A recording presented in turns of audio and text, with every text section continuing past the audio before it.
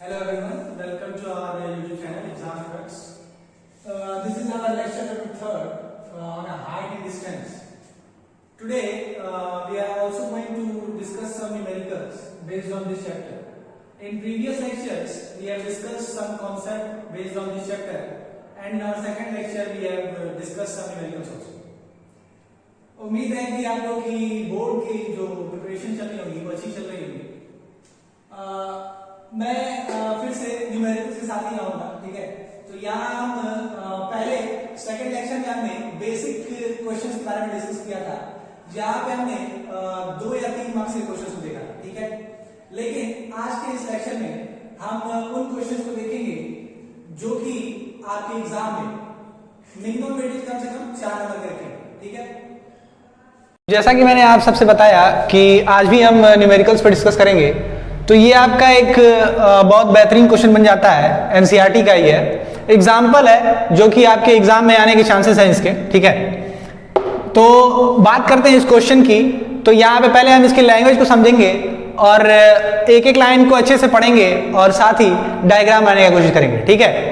तो यहाँ पे क्वेश्चन में क्या कह रहा है, the angle of depression of the top and the bottom of an 8 metre tall building, यानी कि वो कह रहा है कि एक 8 मीटर लंबा कोई बिल्डिंग है जिसका एंगल ऑफ डिप्रेशन टॉप और बॉटम से अनदर बिल्डिंग, एक मल्टी स्टोरेड बिल्डिंग और दी हुई है, वहां से जब हम इस 8 मीटर टॉल बिल्डिंग को देखते हैं, ठीक है, तो वहां से जो छोटी बिल्डिंग है 8 मीटर की, उसके टॉप से 30 डिग्री का एंगल बनाता है और बॉटम से 45 डिग्री का एंगल बनाता है, ठीक है। अब इस क्वेश्चन में हमसे पूछा क्या है कि find the height of multi storeyed building and the distance between the 2 buildings, यानी कि जो बड़ी बिल्डिंग है उसकी हाइट हमसे पूछी है और जो दोनों बिल्डिंग के बीच की दूरी है वो हमसे पूछी है। तो पहले हम इसका डायग्राम बनाते चलते हैं, ठीक है, फिर बाद में मैं आपको सॉल्यूशन इसका समझाऊंगा। तो पहले मान लेते हैं कि ये हमारी बड़ी बिल्डिंग है, ठीक है, और ये हमारी 8 मीटर छोटी बिल्डिंग, और ये इन दोनों के बीच की डिस्टेंस, ठीक है। अब क्या कह रहा है कि जब इस बड़ी बिल्डिंग से इसके टॉप को जब हम देख रहे हैं छोटी बिल्डिंग के, तो यहां से जो एंगल ऑफ डिप्रेशन है वो 30 डिग्री बन रहा है, और एंगल ऑफ डिप्रेशन मैंने बताया था कि कुछ इस प्रकार से बनता है। ये हमारा 30 डिग्री होगा, ठीक है।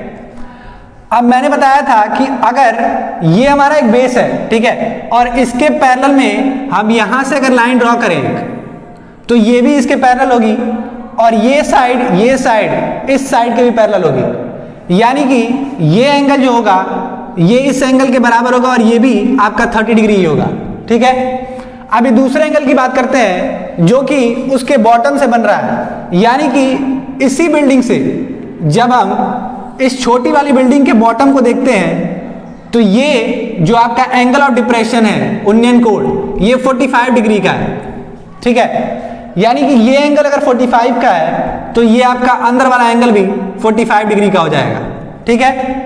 अब हम जो ये डायग्राम है उसकी नेमिंग कर देते हैं ताकि आपको समझ में आए कि मैं ट्रायंगल कौन कौन सा ले रहा हूं, ठीक है। तो इसका नाम मैं ए दे देता हूं, ये बी हो गया, ये सी हो गया, ये डी हो गया और ये ई, ठीक है।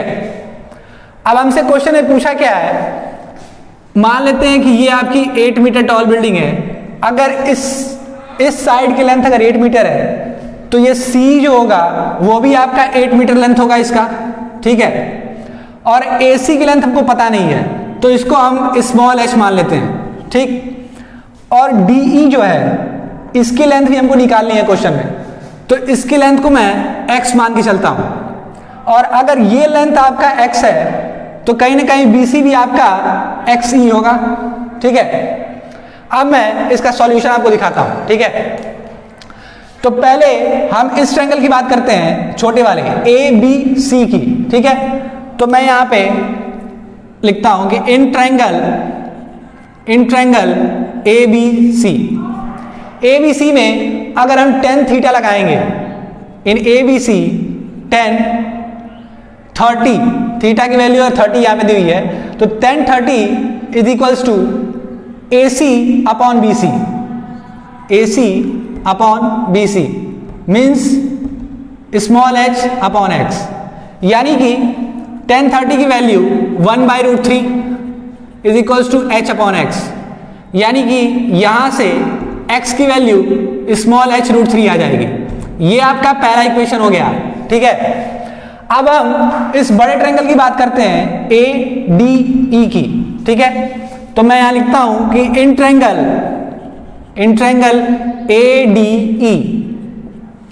ADE में भी हम tan 45 लगाएंगे, ठीक है। tan 45 is equals to tan 45 अगर लगाएंगे तो ये पूरी लेंथ AE अपॉन ED आएगा, ठीक है, यानी कि AE अपॉन ED, ठीक। अब AE की वैल्यू हमको स्मॉल h प्लस 8 और ED की वैल्यू x दी हुई है। अब यहां से tan 45 की वैल्यू आपको पता होगी कि 1 होती है, तो यहां से हम सीधे इसको जब सॉल्व करेंगे तो x is equals to h plus 8 आ जाएगा। ये आपका सेकंड इक्वेशन हो गया, ठीक है। अब बात करते हैं कि पहला इक्वेशन और दूसरा इक्वेशन हमको दिख रहा होगा यहां से। अब अगर ये दोनों x के इक्वल हैं, यानी कि ये दोनों इक्वेशन आपस में हम इक्वेट कर सकते हैं, यानी कि फ्रॉम इक्वेशन 1 and 2 हम ये कह सकते हैं कि small h√3 is equals to h plus 8 हो जाएगा, ठीक है। अब अगर हम h को इस साइड भेजते हैं तो यहां से h√3 minus h is equals to 8 आ जाएगा।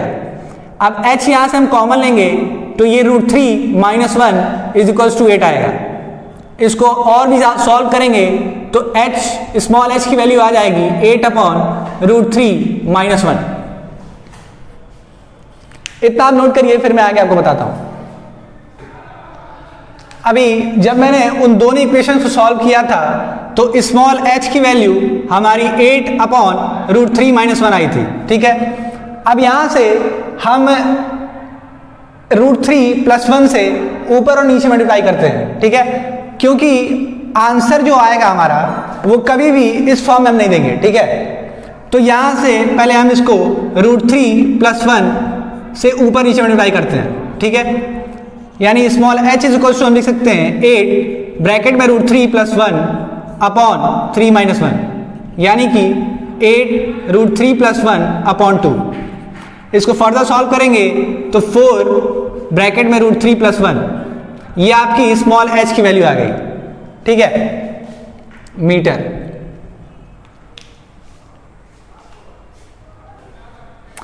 अब ये हमारी स्मॉल h की वैल्यू आई है, यानी कि अभी हमने सिर्फ AC को कैलकुलेट किया है, मगर हमें मल्टी स्टोरेज बिल्डिंग की टोटल हाइट निकालनी है, यानी कि हमें AE निकालना है पूरा, ठीक है। तो AE निकालने के लिए AE इज इक्वल टू हम लिखेंगे AC प्लस CE, और CE की वैल्यू हमको पहले से ही 8 दी हुई है और AC हमने यहां से कैलकुलेट किया हुआ है, तो 4√3 प्लस 4 प्लस 8, यानी कि 4√3 प्लस 12 इसको लिख सकते हैं। फर्दर यहां से 4 कॉमन अगर लेंगे तो 4 ब्रैकेट में √3 प्लस 3, ये आपका टोटल हाइट आ जाएगा मल्टी स्टोरेज बिल्डिंग की। अब सेकंड इसमें क्या पूछ रहा है आपसे कि इन दोनों बिल्डिंग के बीच की दूरी क्या होगी, ठीक है। तो मैंने आपको पहला इक्वेशन जो बनाया था वहां पे मैंने बताया था कि x इज इक्वल्स टू आपका h√3 आ रहा था फ्रॉम इक्वेशन 1। मैं यहां लिख देता हूं फ्रॉम इक्वेशन 1 हमने देखा था कि x इज इक्वल्स टू आपका h√3 आ रहा था और हमने स्मॉल h की वैल्यू ये निकाली हुई है कि 4√3 प्लस 1 है, तो यहां हम h की जगह पे वो रख देते हैं वैल्यू, तो x is equals to 4√3 plus 1 into √3। अब इसको फर्दर सॉल्व करेंगे तो ये आपका 4 ब्रैकेट में 3 प्लस √3 मीटर, ये आपका डिस्टेंस आ जाएगा इन दोनों के बीच की। जैसा कि हमने पहला क्वेश्चन अपना देखा, ठीक है, अभी हम अपने दूसरे क्वेश्चन की तरफ बढ़ते हैं, ठीक है, और देखेंगे कि इस क्वेश्चन में क्या क्या रहा है। और उसके हिसाब से डायग्राम बनाने की कोशिश करेंगे, ठीक है। तो a statue 1.6 metre tall stand on the top of a pedestal, यानी कि एक स्टैचू है जिसकी लेंथ आपको 1.6 मीटर की दी हुई है और वो एक किसी ऊंचे स्थान पर रखा गया है जिसका नाम हम पेडिस्टल के नाम से जानते हैं, ठीक है। अब कह रहा है कि from a point on the ground, यानी ग्राउंड से किसी पॉइंट से जो एंगल ऑफ एलिवेशन बन रहा है उस टॉप ऑफ स्टैचू का वो 60 डिग्री है, ठीक है। And from the same point, उसी पॉइंट से angle of elevation on the top of the pedestal, यानी कि जो ऊंची जगह है, ठीक है, उसके टॉप से उस सेम पॉइंट से ग्राउंड के जो एंगल ऑफ एलिवेशन बनता है वो 45 डिग्री है। तो हाइट ऑफ पेडिस्टल आपको बतानी है, यानी कि जो ऊंची जगह है उसकी आपको हाइट डिफाइन करनी है यहाँ पे, ठीक है। तो हम डायग्राम यहाँ पर देखते हैं अपना, उसके बाद आपको सॉल्यूशन में बताता हूँ, ठीक है। तो डायग्राम में क्या कह रहा है कि मान लीजिए कि ये आपका एक पेडिस्टल हो गया और इसके ऊपर हमारा स्टैचू रखा हुआ है जो कि 1.6 मीटर टॉल है। अब ग्राउंड से किसी पॉइंट पे जो टॉप ऑफ द स्टैचू है उससे जो एंगल ऑफ एलिवेशन हमारा बन रहा है वो 60 डिग्री है, यानी कि ये एंगल हमारा 60 डिग्री है। और फिर क्या कह रहा है कि उसी सेम पॉइंट से ग्राउंड के जो पेडिस्टल की ऊंचाई है उसके टॉप से जो एंगल ऑफ एलिवेशन बनता है वो 45 डिग्री है। तो ये जो एंगल आपका बन रहा है पेडिस्टल के साथ, ये आपका 45 डिग्री है। अभी हम इसकी नेमिंग कर देते हैं और जो जो चीजें हमको क्वेश्चन में गिवन है वो मैं आपको डिफाइन कर देता हूं यहाँ पे। मान लीजिए कि ये आपका पॉइंट ए है, ये पॉइंट बी है, ये सी है और ये डी हो गया। अब अगर इसकी हाइट में स्मॉल h मान लेता हूं और इसकी जो लेंथ है BC की वो मैं स्मॉल x मान लेता हूं, ठीक है। अब हम क्वेश्चंस को सॉल्व करेंगे और इसमें हम इस क्वेश्चन में हमें DC की लेंथ फाइंड करनी है, न कि AC की, क्योंकि पेडिस्टल की जो ऊंचाई है वो केवल आपकी DC ही है, ठीक है। तो मैं इस क्वेश्चन का सॉल्यूशन आपको बताता हूं। अब इन ट्रायंगल ABC, अगर हम इस बड़े वाले ट्रायंगल की बात करें ABC की, तो यहाँ पे जो आपका एंगल बन रहा है वो आपका कंप्लीट 60 डिग्री एंगल बन रहा है, ठीक है। तो यहाँ पे हम tan 60 लगाएंगे, ठीक है। tan 60 इज इक्वल्स टू, मैं लिख सकता हूं AC upon BC, AC upon BC, और AC की लेंथ हमको 1.6 प्लस h, ऐसा क्यों? क्योंकि जो AC है उसको हम AD प्लस DC भी लिख सकते हैं, ठीक है। AC को मैं AD प्लस DC भी लिखता हूं और अपॉन BC। अब ये AD प्लस DC जो है उसको मैं 1.6 प्लस स्मॉल h लिखता हूं और BC को स्मॉल x। tan 60 की वैल्यू जो हमारी होती है वो √3 होती है। अब यहां से मैं जब सॉल्व करूंगा तो √3x is equals to 1.6 plus h, ये हमारा पहला इक्वेशन हो गया, ठीक है। अब हम इस छोटे वाले ट्रायंगल की बात करते हैं, ट्रायंगल BDC, ठीक है। तो इन ट्रायंगल BDC, अब इसमें जो एंगल ऑफ एलिवेशन आपका है वो 45 डिग्री दी हुआ है, तो यहां से हम tan 45 लगा सकते हैं। tan 45 यहाँ पे हो जाएगा DC अपॉन BC। अब DC की वैल्यू आपको स्मॉल h दी हुई है, तो small h upon small x, और tan 45 की वैल्यू आपकी 1 होती है। यहां से x is equals to h आएगा, ये आपका सेकेंड इक्वेशन हो गया। अब आगे मैंने जो आपको दो इक्वेशन बनाया है वहां से हम दोनों इक्वेशन को आपस में इक्वेट करने की कोशिश करेंगे। तो पहला इक्वेशन हमारा था √3x is equals to 1.6 plus h, ये हमारा पहला इक्वेशन था, और दूसरा इक्वेशन हमने लिखा था x is equals to h, ठीक है। अब यहां से फ्रॉम इक्वेशन 1 एंड 2। यहां से हम x की वैल्यू की जगह h रख सकते हैं या फिर h की जगह आप x भी रख सकते हैं, दोनों तरफ से आप सॉल्व कर सकते हैं। लेकिन मुझे यहाँ पे स्मॉल h की वैल्यू निकालनी है, इसलिए मैं x को यहाँ पे रिप्लेस कर रहा हूँ, ठीक है। तो यहाँ √3h is equals to 1.6 plus h हो जाएगा, ठीक है। अब यहाँ से h को इस साइड लेकर आते हैं तो h यहाँ से कॉमन निकलेगा, तो ये √3 माइनस 1 बचेगा और इधर 1.6। अब इसको सॉल्व करेंगे फर्दर तो ये 1.6 अपॉन √3 माइनस 1। अब हम यहाँ पे √3 प्लस 1 से ऊपर नीचे मल्टीप्लाई करेंगे, ठीक है। तो यहाँ आपकी वैल्यू 1.6 ब्रैकेट में √3 प्लस 1 और नीचे आपका 2 आएगा। इसको फर्दर सॉल्व करने के बाद आपका आंसर 0.8 इंटू √3 प्लस 1 मीटर, ये आपका अप्रॉक्स आंसर है।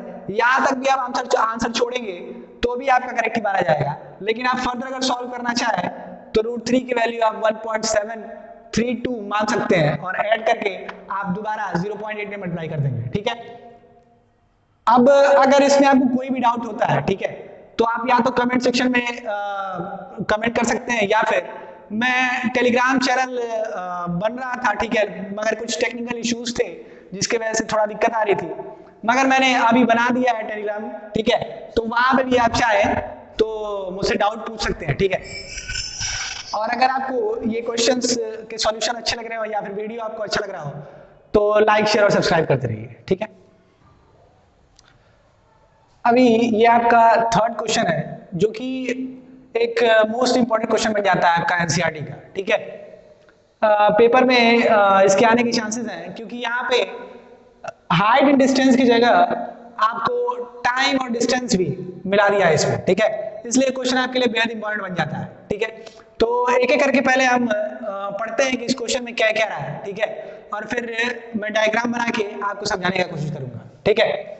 तो देखते हैं क्वेश्चन में क्या क्या रहा है कि a straight highway leads to the foot of a tower, यानी कि कोई हाईवे है, ठीक है, जो कि एक टावर की तरफ जा रहा है, ठीक है, यानी कि उस हाईवे पे ही कोई एक टावर है, ठीक है।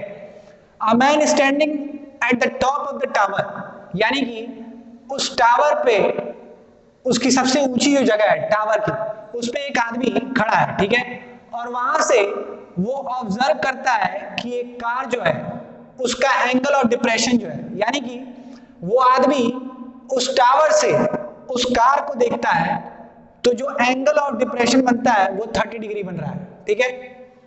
बाद में which is approaching to the foot of tower with a uniform speed, यानी कि वो जो कार है, ठीक है, किसी यूनिफॉर्म स्पीड यानी कि कांस्टेंट स्पीड से उस टावर की ओर बढ़ रही है, ठीक है। अब कह रहा है कि 6 सेकंड लेटर, यानी 6 सेकंड के बाद the angle of depression of the car is found to be 60 degree, यानी कि 6 सेकंड के बाद जो एंगल ऑफ डिप्रेशन 30 डिग्री था वो चेंज होकर आपका 60 डिग्री हो गया, ठीक है। अब यहां से find the time taken by the car to reach the foot of the tower from this point, यानी कि 60 डिग्री का एंगल ऑफ डिप्रेशन जहां से बना रहा है वो कार, ठीक है, उस पॉइंट से उस टावर तक जो दूरी है उसको तय करने में उसी कांस्टेंट स्पीड से उसको कितना टाइम लगेगा, ये हमारे क्वेश्चन में पूछ रहा है, ठीक है। तो हम क्वेश्चन को हमने आराम से पढ़ लिया, अभी हम इसके डायग्राम को अच्छे से देखते हैं कि क्वेश्चन में क्या कह रहा है, ठीक है। तो मान लेते हैं कि ये आपका एक टावर है, ठीक है, जिसके सबसे ऊंची पॉइंट पे यहां पर एक आदमी है, ठीक है। ये यहां से एक कार को देखता है, कार को इसने देखा और जो एंगल ऑफ डिप्रेशन इसका इसने बनाया यहां से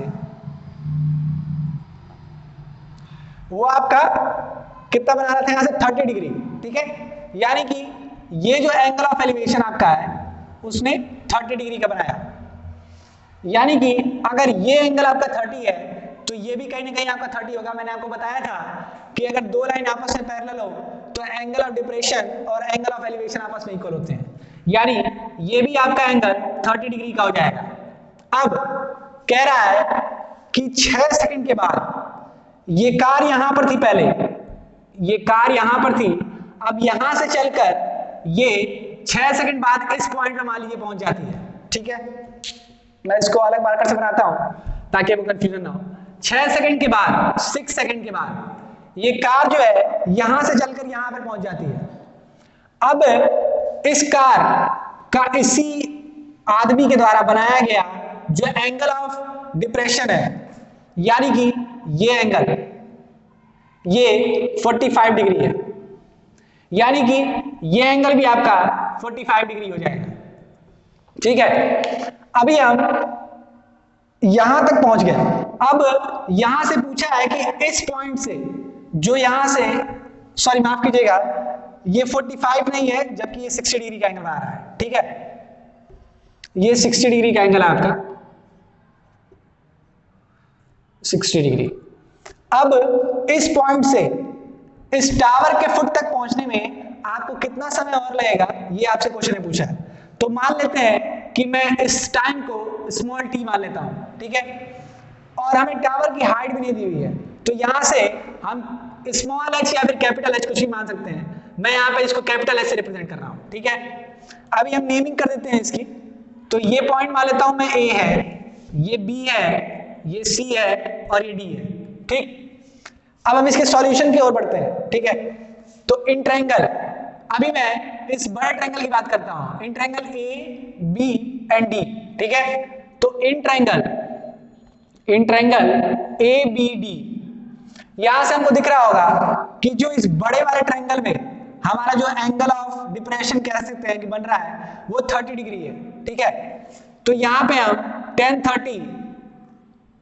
30 is equals to AD upon BD लिख सकते हैं, AD अपॉन BD। अब AD को हम कैपिटल H माना है, तो कैपिटल H अपॉन BD को हम क्या लिख सकते हैं, BC plus CD, BC plus CD। इसको फर्दर जब हम सॉल्व करेंगे आगे, तो ये हो जाएगा आपका कैपिटल H अपॉन BC की जगह हम 6 लिखेंगे, 6 प्लस CD की जगह स्मॉल t। अब यहां से tan 30 की वैल्यू आपकी 1/√3 होती है, और ये capital H upon 6 plus t। जब इसको हम सॉल्व करेंगे तो 6 plus t is equals to √3h आ जाएगा। ये आपका फर्स्ट इक्वेशन हो गया। अभी मैं ट्रायंगल ACD की बात करता हूं, ठीक है। इन ट्रायंगल ACD, अब यहां पे आपको दिख रहा होगा कि एंगल 60 का बन रहा है, यानी कि हम यहां पे tan 60 का यूज करेंगे। tan 60 is equals to AD upon CD, क्योंकि हमने ट्रायंगल ACD लिया है इसलिए हम पूरी लेंथ ना लेकर CD को लेंगे सिर्फ, ठीक है। तो AD अपॉन CD। अब AD की जगह हम फिर कैपिटल H लिखेंगे और CD की जगह स्मॉल t। अब tan 60 की वैल्यू आपकी √3 होती है, यहां से इसको फर्दर अगर हम सॉल्व करेंगे तो √3 is equals to h upon small t, यानी कि capital H is equals to √3t। ये आपका सेकंड इक्वेशन आ गया।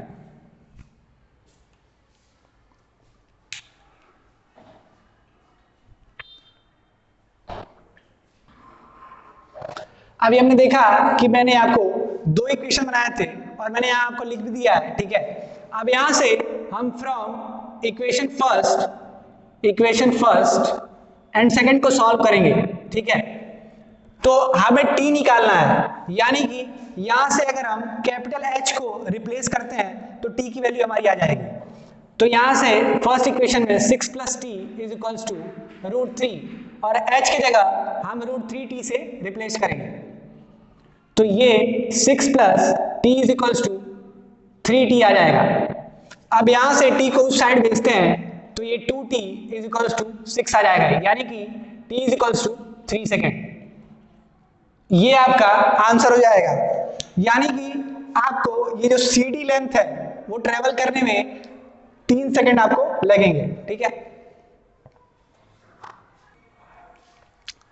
तो जैसा कि आप सबने देखा कि आज हमने इन क्वेश्चंस को डिस्कस किया आपके सामने, ठीक है। फर्दर लेक्चर की बात करते हैं तो मैं इस चैप्टर को यहीं पर फिनिश करूंगा। जैसा कि हम सब जानते हैं कि आप लोगों के बोर्ड एग्जाम जो है वो 5 को आपको मैथ का पेपर है, ठीक है। तो इस चैप्टर में जितने भी मतलब इंपॉर्टेंट क्वेश्चंस थे वो मैंने आपके सामने डिस्कस कर दिया है। अगर आपको इन क्वेश्चंस में या फिर इस चैप्टर में कोई भी डाउट होता है तो आप टेलीग्राम में मुझे मैसेज कर सकते हैं या फिर कमेंट सेक्शन में बता सकते हैं। मैं पूरी तरह से आपके डाउट को सॉल्व करने की कोशिश करूंगा। बाकी अगले लेक्चर से मैं अलजेब्रा स्टार्ट करने की कोशिश करूंगा, ठीक है। उसमें भी हम बेसिक कॉन्सेप्ट्स को जानेंगे और बाकी जो बेसिक और एडवांस लेवल के क्वेश्चंस हैं जो आपके एग्जाम में आने के चांसेस हैं, ठीक है, उन पे हम डिस्कस करेंगे और देखेंगे कि आगे का लेक्चर कैसे निकालना है। बाकी आपके बोर्ड की प्रिपरेशन अच्छी चली होंगी ऐसी उम्मीद करता हूं मैं। अगर आप चाहते हैं बोर्ड में अच्छा स्कोर करना, ठीक है, तो जैसा मैं आपको बता रहा हूं आप वैसे चलते रहिए और एनसीईआरटी पे स्टिक रहिए। ज्यादा आपको इधर उधर क्वेश्चन सॉल्व करने की जरूरत नहीं है। अगर आप चाहते हैं कि थोड़ा ज्यादा क्वेश्चंस को सॉल्व करें तो एनसीईआरटी के बाद आप आरएस अग्रवाल पे जा सकते हैं, ठीक है। ये आपके लिए इनफ होगा कि आप अच्छे स्कोर कर पाएंगे अपने एग्जाम्स में, ठीक है। तो इतना ही कहना चाहूंगा। बाकी आपको ये वीडियो अच्छी लग रही हो तो लाइक शेयर और सब्सक्राइब करते रहिए। Thank you.